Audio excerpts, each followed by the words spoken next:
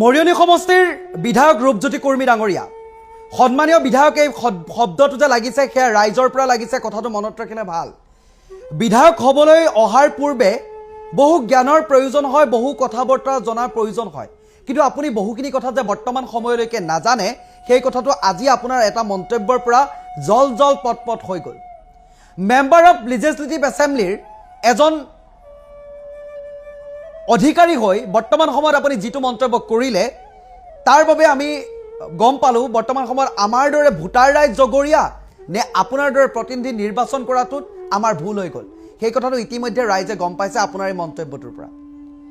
আপোনাৰ কোনো ধৰণৰ দেউতাৰ পৈতৃক সম্পত্তি ৰক্ষা কৰিবৰ বাবে মাতৃৰ পৈতৃক সম্পত্তি ৰক্ষা কৰিবৰ বাবে সেই বিধানসভাৰ মজিয়ালৈ আপোনাক পঠিওৱা নাই আপুনি বিধানসভাৰ বাহিৰত কেৱল ৰূপজ্যোতি কুৰ্মী বিধানসভাৰ ভিতৰলৈ যেতিয়া যাব আপুনি মৰিয়নি সমষ্টিৰ এজন প্ৰতিনিধি আপুনি প্ৰতিজন মৰিয়নি সমষ্টিৰ সন্মানীয় ভোটাৰ ৰাইজৰ সমস্যা দুৰ্দশাৰ কথা তাত উপস্থাপন কৰিব লাগিব আৰু সেই মৰিয়নি সমষ্টিৰ প্ৰতিটো প্ৰান্তক আপুনি সমান দৃষ্টিৰে চাব লাগিব আপুনি বিধায়ক হিচাপে শপত গ্ৰহণ কৰি যেতিয়া আপুনি শপত গ্ৰহণ কৰিছিল তেতিয়া আপুনি কি বুলি শপত লৈছিল মই ভাৰতৰ অখণ্ডতা অক্ষুণ্ণ ৰাখিম মই সংবিধানৰ পদমৰ্যাদা অক্ষুণ্ণ ৰাখিম মই কাকো ধৰ্মভিত্তিক বিশ্লেষণ নকৰোঁ হেয় প্ৰতিপন্ন নকৰোঁ মই প্ৰতি দুখীয়া ধনী প্ৰতিজনকে সমান দৃষ্টিৰে চাম সমদৃষ্টিৰে চাম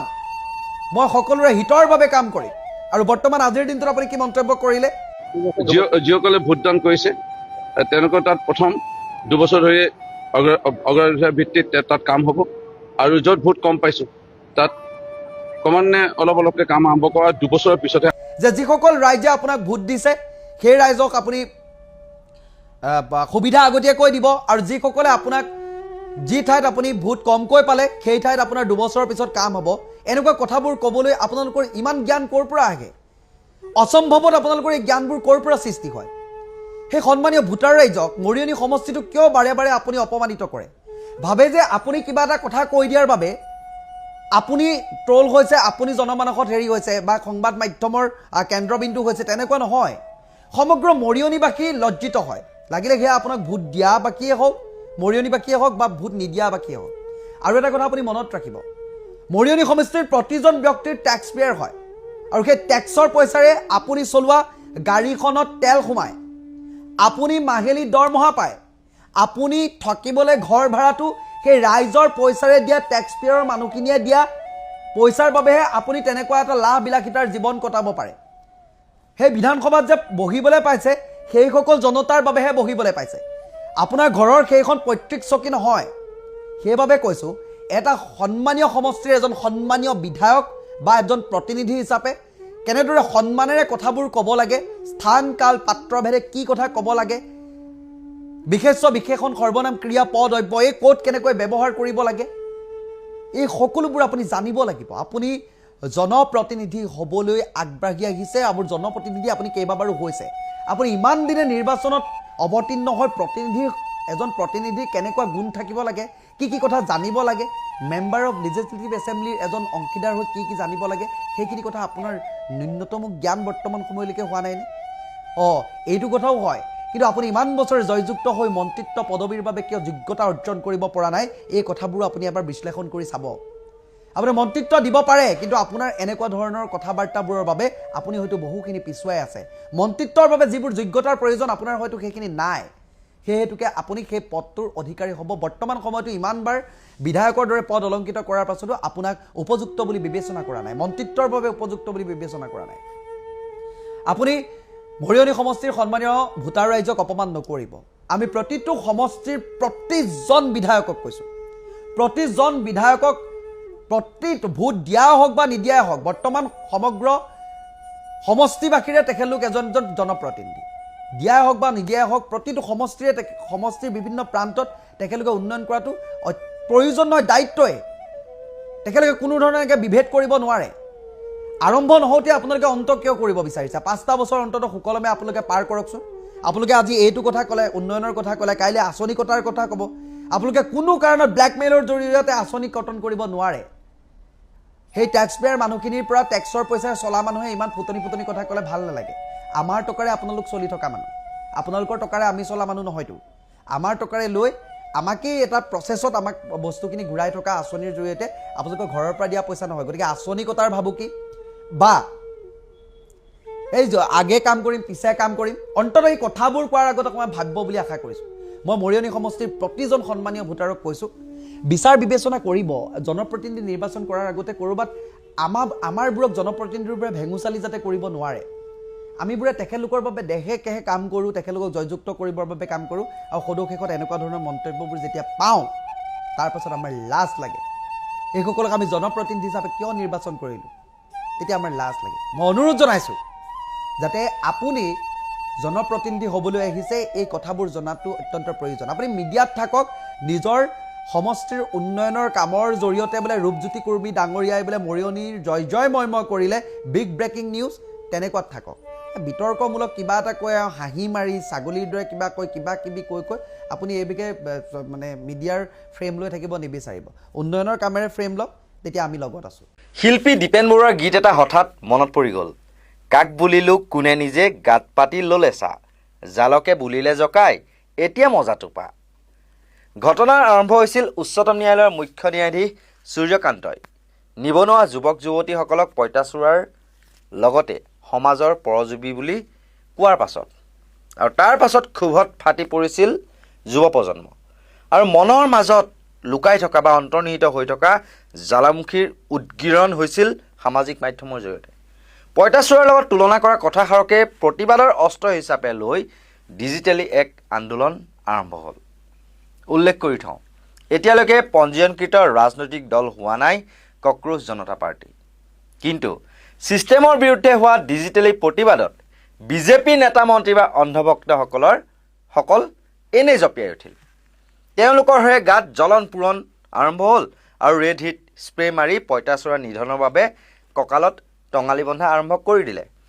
এডিটেড বা ফটোশ্বপ কৰা ফটোৰে আৰম্ভ কৰি দিলে ভুৱা প্ৰচাৰ গাত তেতিয়াহে লাগে যেতিয়া ভুলটো সঁচাকৈ হৈছে বা ক'ৰবাত কেৰুণ আছে বা ভুল কৰিছে বা ডিফেণ্ড দিবলৈ তেতিয়াহে চেষ্টা কৰা হয় যেতিয়া আচল ভুলটো কোনোবাই তথ্য প্ৰমাণসহ দেখুৱাই দিয়ে ছিষ্টেমৰ ভুলৰ কথা কওঁতে কিয় বিজেপি নেতা মন্ত্ৰী অন্ধভক্তৰ গাত লাগিল মুঠতে এতিয়া ছ'চিয়েল মিডিয়াৰ ৱালত মাত্ৰ এটা নামেই ঘূৰি ফুৰিছে কক্ৰোচ জনতা পাৰ্টি চমুকৈ CJP মাত্ৰ এসপ্তাহ পূৰ্বে গঠিত এই পেৰডি ৰাজনৈতিক দলটোৱে ডিজিটেল জগতত ইমানেই চুনামি আনিছে যে আনকি দেশৰ শাসকীয় ৰাজনৈতিক দল ভাৰতীয় জনতা পাৰ্টিকো ইনষ্টাগ্ৰামৰ ফলোৱাৰ সংখ্যাত পৰাস্ত কৰিছে তেওঁলোকতকৈ 2-3 গুণ ফলোৱাৰ্ছ বাঢ়ি গ'ল এসপ্তাহত এই পেজৰ অনুসৰণকাৰীৰ সংখ্যাই 2 কোটি অতিক্ৰম কৰিলে ইতিমধ্যে এই অভাৱনীয় উত্থানৰ পিছতে নিদ্ৰা হৰিছে দলটোৰ প্ৰতিষ্ঠাপক অভিজিত দীপকেৰ বষ্টন বিশ্ববিদ্যালয়ৰ এগৰাকী প্ৰাক্তন ছাত্ৰই যোৱা 72 ঘণ্টাত শুবই পৰা নাই হেনো কাৰণ এটাই এই বিশাল জনপ্ৰিয়তাৰ সমান্তৰালভাৱে তেওঁৰ বিৰুদ্ধে ইটোৰ পিছত সিটোকৈ গুৰুতৰ অভিযোগ উত্থাপন হৈছে বিজেপিৰ তৰফৰ পৰা তাৰ ভিতৰত এটা হৈছে পাকিস্তান সংযোগ আৰু পাকিস্তানৰ চোৰাংচোৱা সংস্থা ISI হৈ কাম কৰা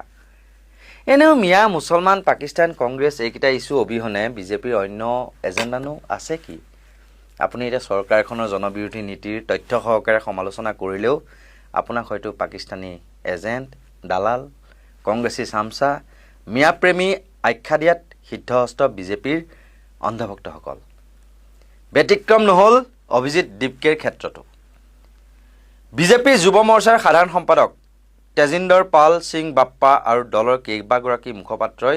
পোনপটীয়াকৈ এই কক্ৰোচ জনতা পাৰ্টিক পাকিস্তান জনতা পাৰ্টি বুলি অভিহিত কৰিছে ছ'চিয়েল মিডিয়াত এই নতুন পেজৰ অনুগামীসকলৰ ভৌগোলিক পৰিসংখ্যাৰ উদ্ধৃতি দি বাপ্পাই দাবী কৰে যে দলটোৰ গৰিষ্ঠ সংখ্যক সমৰ্থকেই প্ৰকৃততে ভাৰতৰ শত্ৰু দেশত বহি আছে তেজিন্দৰ বাপ্পাই শ্বেয়াৰ কৰা তথ্য অনুসৰি কক্ৰোচ জনতা পাৰ্টি ইনষ্টাগ্ৰাম ফলোৱাৰৰ 49% পাকিস্তানী নাগৰিক ইয়াৰ বাহিৰেও 14% আমেৰিকাৰ আৰু 14% বাংলাদেশৰ এই তিনিখন দেশ একেলগে কক্ৰোচ পাৰ্টিৰ অনুগামীৰ 77% আৰু এই তালিকাত ভাৰত চতুৰ্থ স্থানত আছে মাত্ৰ 9% অনুগামী কিন্তু আমি যেতিয়া AI খুদিলোঁ যে এই তথ্য সত্যনে বা তেতিয়া AI ক'লে যে এইটো ভুৱা আৰু ফটোশ্বপ কৰিছে আৰু এই তথ্য ভুৱা তথ্য প্ৰস্তুত কৰি বিজেপি আইটি চেলে অভিযোগৰ বৰ্ষণ হোৱাৰ আৰম্ভৰ লগে লগে পুনেৰ বাসিন্দা তথা বৰ্তমান আমেৰিকাত কৰ্মৰত অভিজিত দীপকেই ইয়াক প্ৰতিহত কৰিবলৈ ওলাই আহে ইনষ্টাগ্ৰাম একাউণ্টৰ ক্ৰিয়েটৰ হিচাপে তেওঁ প্ৰকৃত ডেছবৰ্ডৰ স্ক্ৰীনশ্বট শ্বেয়াৰ কৰি দেখুৱাইছে যে বিজেপিৰ এই দাবী সম্পূৰ্ণ ভুৱা অভিজিতে প্ৰদান কৰা প্ৰকৃত তথ্যত কোৱা হৈছে যে কক্ৰোচ জনতা পাৰ্টিৰ মুঠ অনুগামীৰ ৯৪% ভাৰতীয় যুৱক যুৱতী আৰু ইয়াৰ পিছত আছে আমেৰিকা ১% আৰু ব্ৰিটেইনৰ 0.7%, অৰ্থাৎ ৯৪% ভাৰতীয় ফলোৱাৰ্ছক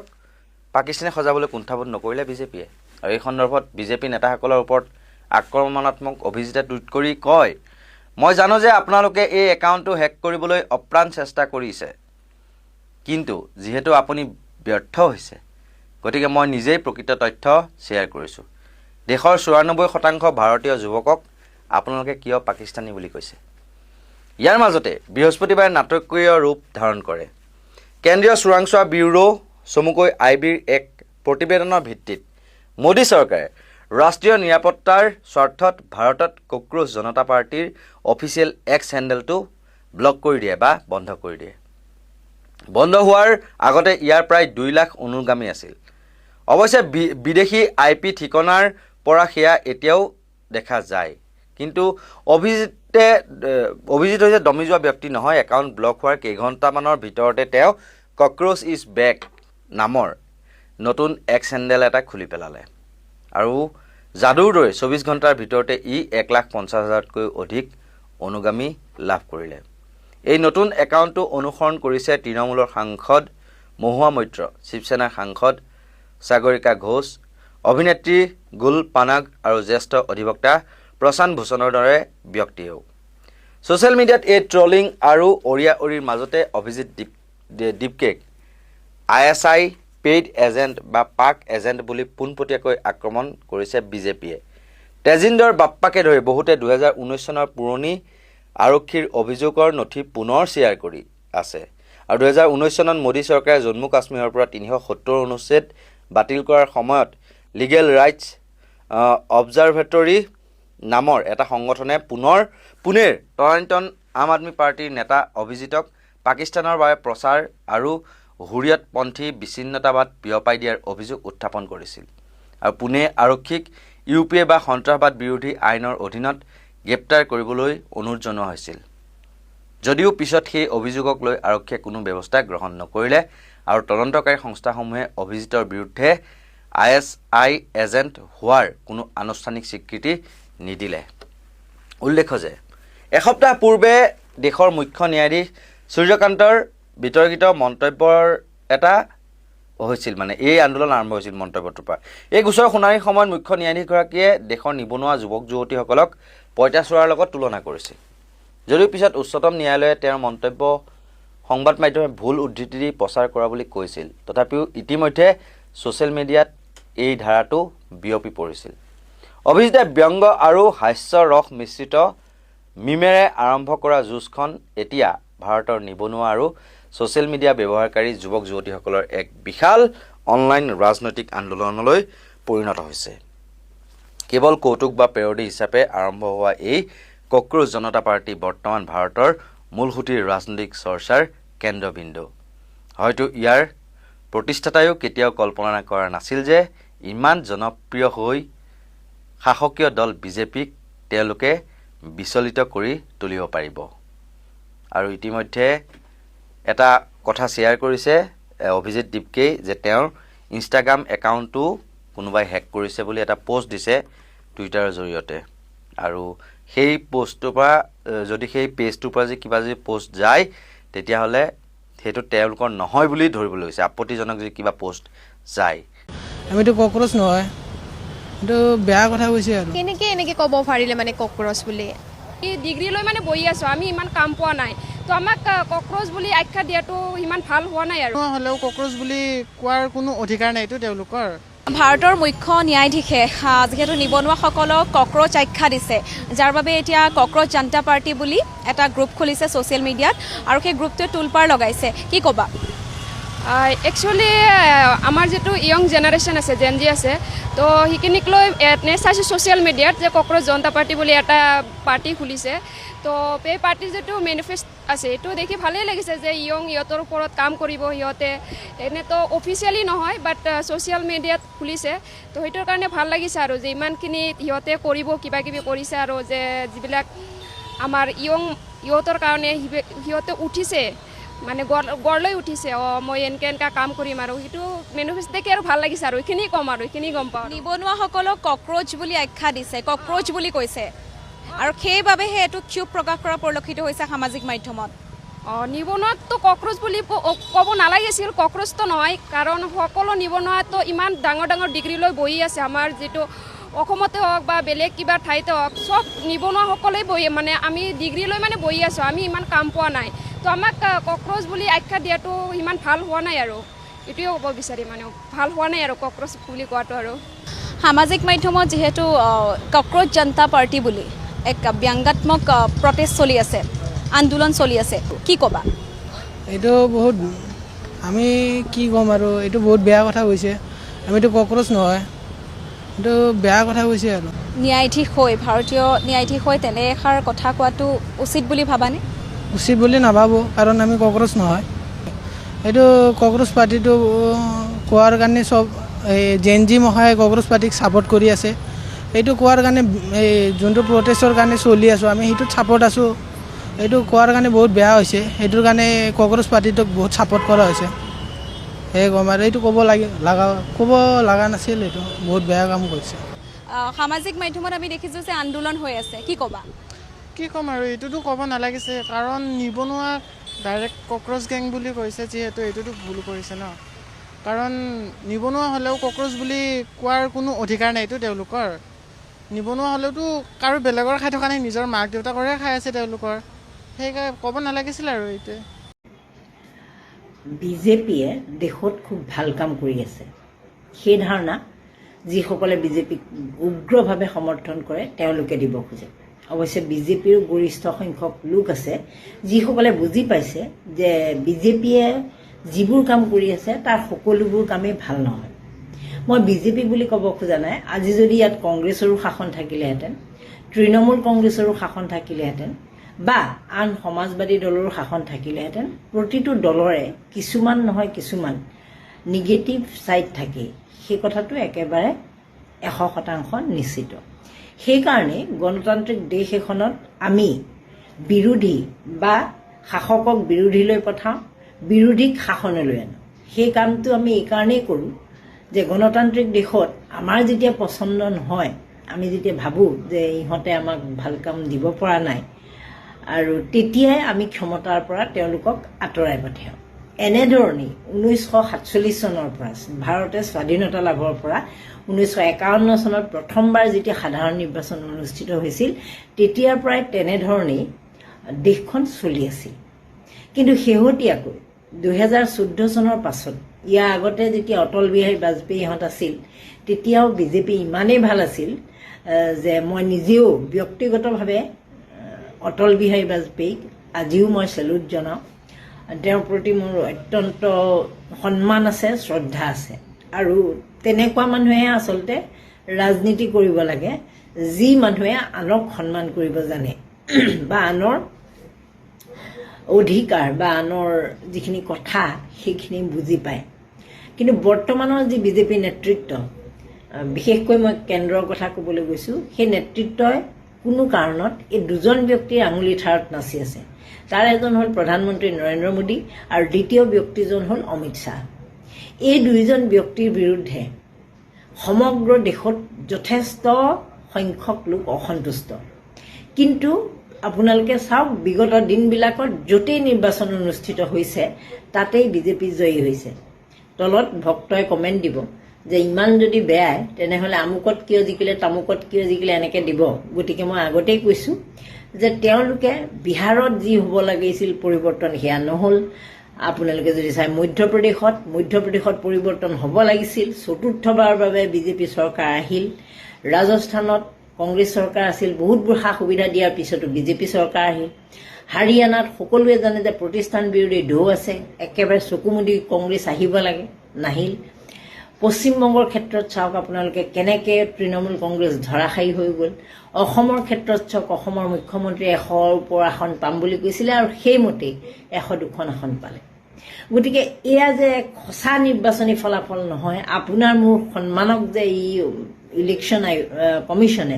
নিৰ্বাচন আয়োগৰ যে গাফিলতি আছে সেই কথাটো একেবাৰে স্পষ্ট। নহ'লে দেশত প্ৰধানমন্ত্ৰীৰ বিৰুদ্ধে ইমান এটা জনজাগৰণ চাগে নহ'লহেঁতেন বা বিজেপিৰ বিৰুদ্ধে ইমান এটা জনজাগৰণ নহ'লহেঁতেন। আপোনালোকে চাওক,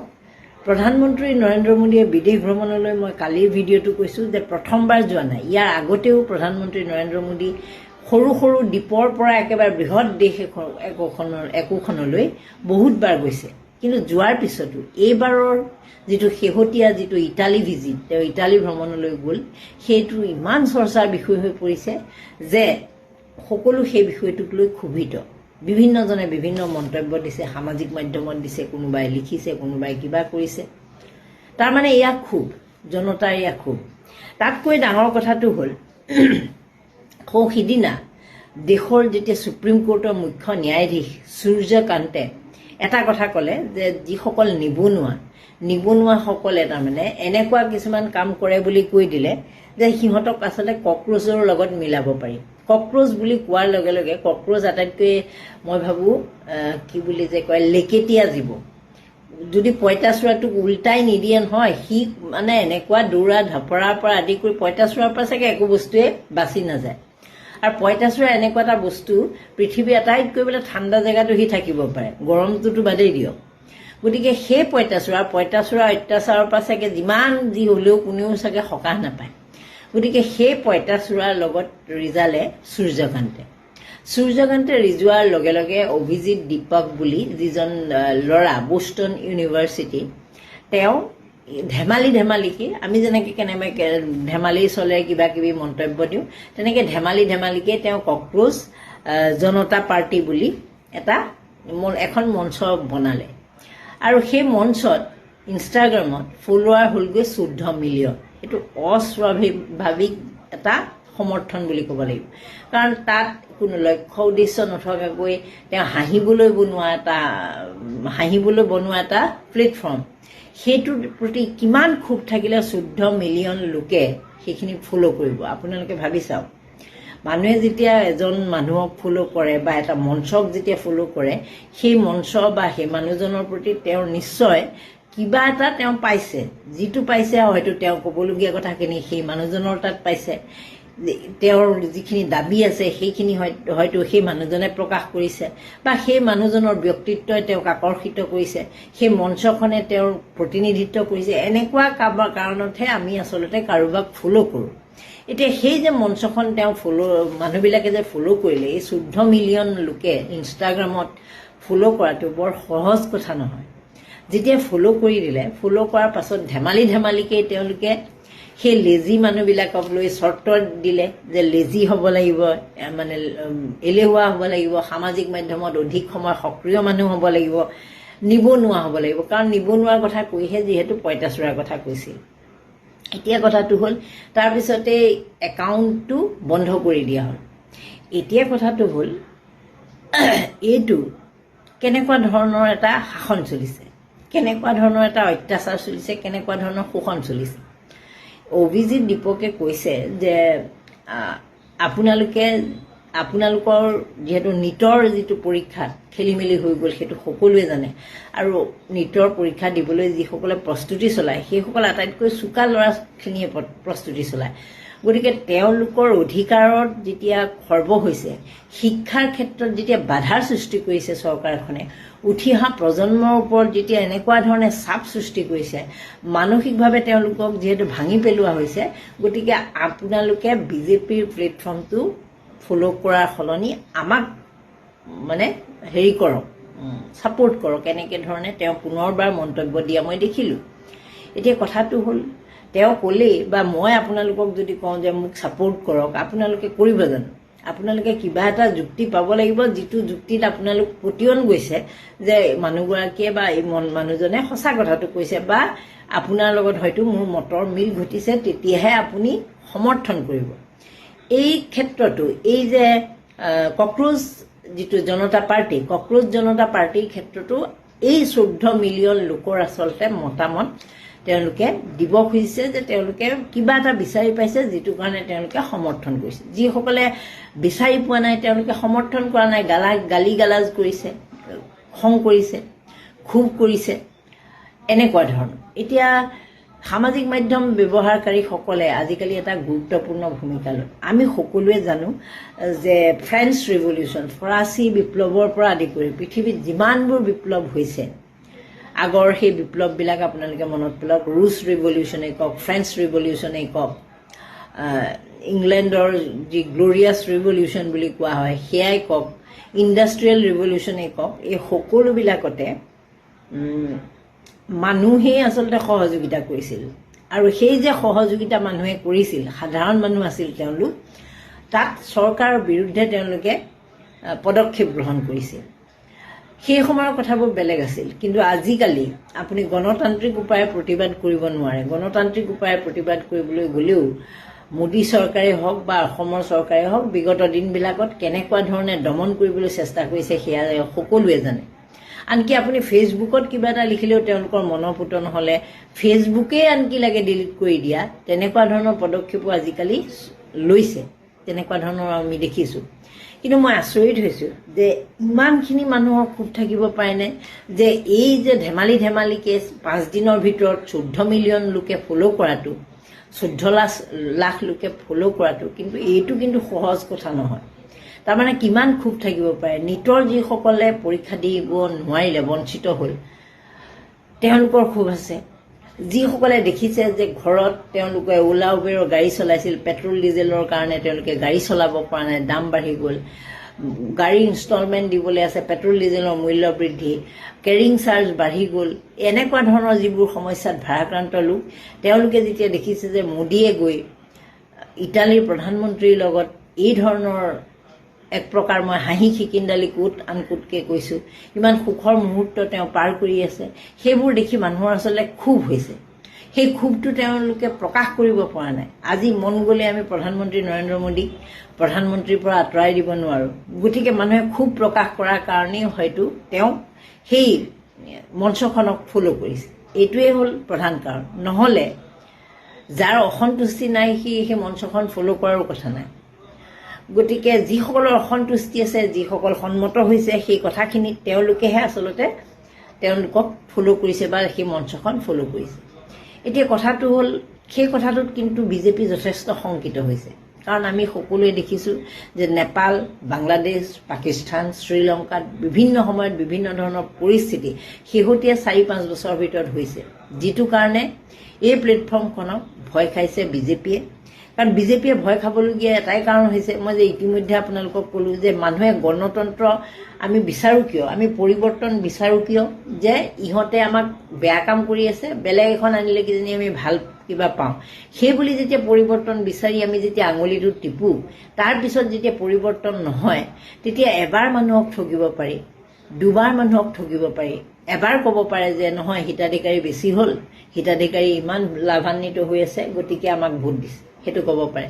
দ্বিতীয়বাৰ ক'ব পাৰে যে আমি বিকাশৰ ইমান কাম কৰিছোঁ, সেইকাৰণে আমাক ভোট দিছে। কিন্তু বাৰে বাৰে সকলো ৰাজ্যতে সকলো সময়তে সেই কথাটো প্ৰযোজ্য নহয়।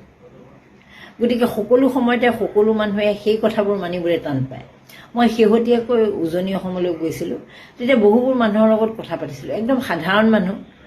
কিছুমানৰ লগতো কথা পাতিছিলোঁ, কিছুমান জনা শুনা মানুহৰ লগতো কথা পাতিছিলোঁ, বা তেওঁলোকে মোৰ লগত নিজেও তেওঁলোকৰ মতামত কৈছিলে। তেতিয়া তেওঁলোকে কৈছিলে যে আমি এইবাৰ কিন্তু পৰিৱৰ্তন বিচাৰিছিলোঁ, কিহৰ কাৰণে এইটো হ'ল বাৰু। মোৰ ওচৰত উত্তৰ নাছিল, কাৰণ মই নাজানো সঁচা অৰ্থত ক'বলৈ গ'লে হিতাধিকাৰীয়ে চাগে ভোট দিলে এই ধৰণৰ ধাৰণাটো যিটো দি থকা হৈছে সেইটোৱে বুলি যদিও ভাবোঁ, তেনেকৈ ভাবিলেও অংকটো মিলি নাহে। কাৰণ অসমত মহিলা আৰু পুৰুষ ভোটাৰৰ সংখ্যা সমান, আৰু সকলো মহিলাই হিতাধিকাৰী নহয়। তেনেকৈ গতিকে সেই অংকৰ ফালৰ পৰা চাবলৈ গ'লেও দেখোঁ যে সমষ্টিবিলাকত ইমান ভোট ব্যৱধান অন্ততঃ বিৰোধীৰ ক্ষেত্ৰত থাকিব নালাগিছিল। গতিকে সকলোৱে সেই কথাটোক সন্দেহ কৰিছে, মানে সকলো মানে মই মেক্সিমাম মানুহৰ কথা কৈছোঁ, সন্দেহ কৰিছে আৰু সেয়ে তেওঁলোক অসন্তুষ্ট হৈছে। এতিয়া যেতিয়া কক্ৰ'চ জনতা পাৰ্টীৰ কথাটো আহিল, তেওঁলোকে হয়তো তাত কিবা এটা বিচাৰি পাইছে যে ইহঁতে হয়তো কিবা পৰিৱৰ্তন আনিব পাৰিব নেকি। সিহঁতে ধেমালিকে যিকেইটা কথা কৈছে সেইকেইটা কিন্তু ভয়ংকৰ কথা কৈছে। তাত তেওঁলোকে মিডিয়াৰ হস্তক্ষেপ, আদানী আম্বানীয়ে যে মালিকী স্বত্ব লৈছে সেই কথাটো নোহোৱা কৰাৰ কথা কৈছে। সেইটোৰ প্ৰতি মোৰ 100% সমৰ্থন আছে। মই সেইটো মঞ্চত সোমোৱা নাই বা মই সেই মঞ্চ ফ'ল' কৰা নাই, নকৰিলেও মোৰ সেই কথাটোত কিন্তু 100% সমৰ্থন আছে। তেনেকৈ মুখ্য ন্যায়াধীশক ৰাজ্যসভালৈ নপঠিওৱাৰ কথাটোত মোৰ সমৰ্থন আছে। তেওঁলোকে যিকেইটা দিছে সেইকেইটাৰ ভিতৰত যদি আমি চাওঁ, তাৰপিছত নিৰ্বাচনী ফলাফল মানে যদি ভোটদাতাক যদি বিৰত কৰে, মুখ্য নিৰ্বাচনী আয়ুক্তক গ্ৰেপ্তাৰ কৰা ধৰণৰ কথা, সেইটোতো মোৰ সমৰ্থন আছে। হয়, তেনেকুৱা হ'বই লাগিছিল, কাৰণ মুখ্য নিৰ্বাচন আয়ুক্ত যদিও এটা স্বতন্ত্ৰ সংস্থাৰ দায়িত্বত থকা এগৰাকী ব্যক্তি, কিন্তু তেওঁলোকে যদি অন্যায় কৰা বুলি দেশৰ মেজৰিটি মানুহে ভাবি লয়, তেনেহ'লে তেওঁৰ বিৰুদ্ধেও কিবা এটা পদক্ষেপ ল'ব পৰা ব্যৱস্থা থাকিব লাগিছিল। কিন্তু আমাৰ এতিয়া নাই বা কৰা নহয়। সেইটো যদি এই মঞ্চখনে বিচাৰিছে, তাৰ প্ৰতিও দেখোন মোৰো সমৰ্থন আছে। মই আপোনালোকক কথাটোৱে কৈছোঁ, মই তেওঁলোকক এতিয়ালৈকে ফ'ল' কৰা নাই, কিন্তু তেওঁলোকৰ যিখিনি কথা সেইখিনিৰ পৰা মোৰ লাগিছে যে কথাখিনি বৰ বেয়া নহয়। মহিলাৰ 50% ৰিজাৰ্ভেশ্যন হওক বা নহওক তেওঁলোকে দিব, সেইটো এটা ভাল কথা। মহিলাক ৰিজাৰ্ভেশ্যন দিম বুলি চিঞৰি থকাতকৈ 50% দিবই যিহেতু, সেইটোতো খুব ভাল কথা হৈছে। তেনেকৈ তেওঁলোকে যি কৈছে যে দল সলোৱাৰ কথাটো, যিটো আমাৰ প্ৰদ্যুৎ বৰদলৈৰ ক্ষেত্ৰত 24 ঘণ্টা আগত দল সলাই পুনৰ জিকি আহিলে, যিটো একেবাৰে অগ্ৰহণীয়, অগণতান্ত্ৰিক, দলৰ কাৰণে হাৰ্মফুল, জনতাৰ কাৰণে হাৰ্মফুল, তেনেকুৱা মানুহক একেবাৰে বেণ্ড কৰি দিব লাগে। এই মঞ্চখনত দেখিছোঁ যে তেনেকুৱা দল বাগৰা মানুহক 20 বছৰলৈ বেণ্ড কৰাৰ কথা কৈছে। এনেকুৱা ধৰণৰ কথা বতৰাবোৰ কিন্তু মানিবলগীয়া কথা। যুক্তি বিচাৰি পাইছে মানুহে, যুক্তি বিচাৰি পোৱাৰ কাৰণে আচলতে ফ'ল' কৰিছে তেওঁলোকক। তাতকৈ ভয় খাব লগা একো নাই। কিন্তু মই ভাবোঁ ভাৰতীয় জনতা পাৰ্টীয়ে যিসকলে সমৰ্থকসকলক দেখিছোঁ খুব লিখা মেলা কৰি আছে, হাঁহিছে পঁইতাচোৰাৰ কথা কৈ, কিন্তু পঁইতাচোৰাক দমাবলৈ, পঁইতাচোৰা আপোনাৰ ঘৰতো চাগে চবৰে ঘৰতে থাকেই, যিহেতু হিটৰ পৰা আদি কৰি আমি বিভিন্ন সামগ্ৰী ব্যৱহাৰ কৰোঁ, কিন্তু পঁইতাচোৰা অন্ত কেতিয়াও নপৰে। যিমানেই আপুনি মেডিচিন দিয়ক, কিবা দিয়ক, পঁইতাচোৰা এটা হ'লেও থাকিব আৰু সি আপোনাক কোনোবা কাৰণত হ'লেও পোৱালি দি সি হ'বই। গতিকে পঁইতাচোৰাটো ইমান সহজ বস্তু নহয় যাক আপুনি আজি একাউণ্টটো বেন কৰি দিলে কাৰণে পঁইতাচোৰা একেবাৰে শেষ হৈ গ'ল। সেই পঁইতাচোৰাসকল সেইটো নহয়। আৰু এতিয়া যিহেতু ডিজিটেলি মানুহবোৰ সক্ৰিয় হ'ল, যিটো প্ৰধানমন্ত্ৰী মোদীয়ে ডিজিটেলাইজ কৰাটোক লৈ প্ৰাউড কৰে, খুব গৰ্ব কৰে, আৰু ডিজিটেলি সক্ৰিয় হোৱাটো সকলোৰে কাৰণে ভাল। প্ৰধানমন্ত্ৰী মোদীয়েও যিহেতু কয় যে এইটো আমি কৰিলোঁ, ভাল কথা, কিন্তু সকলো কথাৰ এটা পজিটিভ আৰু নিগেটিভ দিশ আছে। তেওঁলোকে ডিজিটেলি সক্ৰিয় কৰি তেওঁলোকৰ নিজৰ প্ৰচাৰ ঢাক ঢোলেৰে বজোৱা, তেওঁলোকৰ সকলো কথাই পজিটিভ দিশত নিয়া। অসমৰ যিহেতু বিজেপিৰ কথা আমি গমেই পাওঁ, 501 নম্বৰ কোঠাৰ কথা জয়ন্ত দাসে কৈছিলে, আমি নাজানো হয় নে নহয়, কিন্তু তেওঁ কোৱা, তেওঁ যিহেতু তাৰ লগত জড়িত এগৰাকী ব্যক্তি, গতিকে আমি ভাবি ল'ব পাৰোঁ যাকে কিবা এটা আছে। তেনেকুৱা ধৰণৰ IT চেলবিলাকে যিটো পাব্লিচিটি কৰে, তাৰ প্ৰভাৱ তেওঁলোকৰ ওপৰত পজিটিভলি পৰে। কিন্তু সেই ডিজিটেল মিডিয়াই এসময়ত যে শত্ৰু হৈ পৰিছেগৈ, সেই কথাটো আজি স্পষ্ট হোৱা নাই জানো। কাৰণ এই পঁইতাচোৰা পাৰ্টিটো ডিজিটেল প্লেটফৰ্মটো যদি নাথাকিলেহেঁতেন, ডিজিটেলত যদি এনেকুৱা ধৰণৰ সা সুবিধা নাথাকিলেহেঁতেন, এই 14 মিলিয়ন লোকে তেওঁলোকৰ মতামত প্ৰকাশ কৰি একেলগ হ'ব নোৱাৰিলেহেঁতেন। গতিকে এটা কথা নিশ্চিত যে সকলো বস্তুৰে এটা পজিটিভ আৰু নিগেটিভ দিশ থাকে। আৰু বিজেপিয়ে যিটো শেহতীয়াকৈ বিশেষকৈ নিৰ্বাচন আয়োগৰ লগত যিটো লেটিপেটি কৰি আছে, সেই কথাটো কিন্তু একেবাৰে বেয়া হৈছে আৰু যিটো অগ্ৰহণীয় হৈছে। মানুহে বুজি পোৱা হৈছে, আজিকালি বুজি পায় মানুহে। নহ'লেনো পশ্চিমবংগত এতিয়াও ইমান 4 তাৰিখে নিৰ্বাচনী ফলাফল ওলাই গ'ল, আজি 21 তাৰিখ, আজিলৈকে এই 3 সপ্তাহ হ'বৰ হ'ল, এতিয়ালৈকে তাৰ মানুহে মানি ল'ব পৰা নাই যে সঁচাকৈয়ে এনেকুৱা ফলাফল হ'ব লাগিছিল নে। অসমৰো আপুনি যদি সচেতন মানুহক সোধে, এতিয়াও মই চাওঁ ফেচবুকত কমেণ্ট আহে, ফেচবুকত লিখা মেলা কৰে, পোষ্ট দিয়ে, মানুহে এতিয়াও মানি ল'বলৈ টান পাইছে। হিমন্ত বিশ্ব শৰ্মা জয়ী হৈছে, হিমন্ত বিশ্ব শৰ্মা মুখ্যমন্ত্ৰী হৈছে, তাত মানুহৰ অবজেকশ্যন নাই। কাৰণ হিমন্ত বিশ্ব শৰ্মা যে মুখ্যমন্ত্ৰী হ'ব বা হিমন্ত বিশ্ব শৰ্মা যে জালুকবাৰীত জয়ী হ'ব সেই কথাটো সকলোৱে জানিছিল। কিন্তু আজি যেতিয়া মই পুনৰ শপত ল'বলৈ অহা মানুহবিলাকৰ চেহেৰাবোৰ দেখিলোঁ, এইকেইদিন অলপ পাহৰি থকা নিচিনাও হৈ আছিল কথাটো, যেতিয়া দেখিলোঁ তেতিয়া সঁচাকৈ মই পুনৰ অনুভৱ কৰিছোঁ যে এই মানুহবোৰ সঁচাকৈতো জয়ী হৈ আহিব লগা মানুহ নাছিল। এইবোৰ মানুহ আকৌ আহিলনে? এইবোৰ মানুহকতো দেখি আমাৰ আমনি লাগিছিল। এইবোৰ মানুহতো উপযুক্ত নাছিল। মানে আগৰ মানুহবিলাকৰ কথা কৈছোঁ, নতুনবিলাকৰ কথাটো ক'বলৈ নায়েই। কিছুমান নতুন মানুহ এনেকুৱাও আহিছে যিবোৰ আচলতে একোটা সমাজৰ আৱৰ্জনা আছিল। সেই আৱৰ্জনাবিলাক এতিয়া আহিছে বিধানসভালৈ। গতিকে এই কথাবোৰৰ প্ৰতি ক্ষোভ আছে মানুহৰ, আৰু সেই ক্ষোভবোৰে এই কক্ৰ'চ পাৰ্টিৰ জৰিয়তে বা মঞ্চখনৰ জৰিয়তে চাগে মানুহে প্ৰকাশ কৰিব খুজিছে। সেয়ে তেওঁলোকে মানি লৈছে, কথাবোৰ তেনেকুৱা হৈছে। আৰু বিজেপিৰ এইটো লৈ যথেষ্ট শংকা হৈছে। এই শংকা হোৱাটো স্বাভাৱিক তেওঁলোকৰ কাৰণে। আপুনি কেতিয়া ভয় খাব? যেতিয়া আপুনি দোষী হ'ব। দোষী যদি নহয়, আপুনি যদি ভুল নকৰে, আপোনাক ভয় খাব লগা একো নাই। ভয় মানুহে তেতিয়াই খায় যেতিয়া তেওঁৰ কিবা দুৰ্বল দিশ এটা থাকে, যে মোক এইটো কৰিব নেকি, মই এইটো কৰিলে মোক এনেকুৱা কৰিব নেকি। বিজেপি ভয় খাব লগা একোৱেই নাছিল। কাৰণ তেওঁলোকে ৰাজ্যবিলাকত য'ত য'ত আছে তেওঁলোকে মেজৰিটি লৈ চৰকাৰ গঠন কৰি আছে। আৰু নৰেন্দ্ৰ মোদীৰ ক্ষেত্ৰতো যদিও 240খন আসন আছে, তেওঁলোকক সহযোগী হিচাপে আছে। গতিকে তেওঁলোকৰ ভয় খাব লগা একোৱেই নাছিল। কিন্তু এই এৱেৰনেছটো যিটো হৈছে, সেই এৱেৰনেছটো ভয় খোৱাৰ কাৰণটো হ'ল যে তেওঁলোকৰ চাগে নিশ্চয় ফ্ৰেঞ্চ ৰিভলিউশ্যন, ৰুছ ৰিভলিউশ্যন, উদ্যোগ বিপ্লৱ, এই ধৰণৰ কথাবোৰ চাগে মনত পৰিছে। নেইবাৰিং কাণ্ট্ৰিবিলাকত হোৱা যিবোৰ পৰিৱৰ্তন, সেই পৰিৱৰ্তনবিলাক চাগে মনত পৰিছে, যিটো কাৰণে তেওঁলোক শংকিত হৈছে। এই যে সজাগতাটো হৈছে, এই সজাগতাটো কিমান দিনলৈ থাকে, ধেমালিকে বস্তুটো চিৰিয়াছ হয় নে নোহোৱাই হৈ যায়, সেই কথাটো আমি এতিয়া একো ক'ব নোৱাৰোঁ। কাৰণ আমি সেইবোৰৰ অংশীদাৰো নহয়। আমি না তাত লিড লৈছোঁ, নেতৃত্ব লৈছোঁ। গতিকে আমি ক'ব পৰা অৱস্থাত নাই। কিন্তু মানুহৰ মাজত যে অসন্তুষ্টি আছে, এই 14 মিলিয়ন মানুহে প্ৰমাণ কৰি দিছে যে ভাৰতবৰ্ষত কিমান অসন্তুষ্ট মানুহ আছে। 14 মিলিয়ন মানে 1,40,00,000 মানুহ। আমি যিমান টোটেল পপুলেশ্যন আছোঁ, টোটেল পপুলেশ্যনৰ 1,40,00,000 দেশকৈ, বিৰোধীত থকাবিলাকতো মই বাদ দিছোঁ, 1,40,00,000 নৱপ্ৰজন্মৰ ল'ৰা ছোৱালীয়ে এই যে বিজেপিয়ে এই কামবোৰ যে বেয়া পায়, সেই কথাটো তেওঁলোকে নিজেই প্ৰমাণ কৰি দিছে। তেওঁলোকে চিঞৰি হয়তো কোৱা নাই, কিন্তু প্ৰমাণ কৰি দিছে। এতিয়া বুজিলে ভাল। নমস্কাৰ, ধন্যবাদ।